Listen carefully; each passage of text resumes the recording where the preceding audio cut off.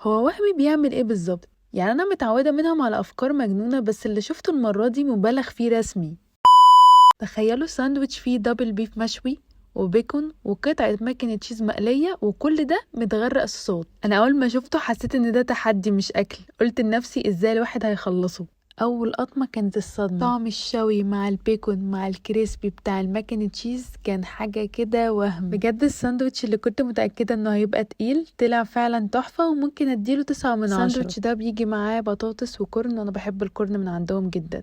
الحلو كمان وهمي عامل عرض الشلة ب200 جنيه بس، والبوكس يكفي فردين. بيكون عبارة عن 2 ساندوتش من اختيارك، معاه بطاطس كتير و2 كولا. فانا طلبت واحد بيف وواحد تشيكن، وكان اول مرة اجرب التشيكن. بصراحة القطعة كبيرة والتتبيلة بتاعتها حلوة قوي. بصراحة كل مرة باكل من عند وهمي ببقى مبسوطة جدا. يعني الموضوع مش بس اختراع غريب، ده اختراع يشبع ويستاهل يتجرب. وبجد وهمي كل مرة بيتفوق على نفسه، وعلشان كده ما تنسوش تتابعوني علشان الكلمة الأخيرة دايما عند أميرة.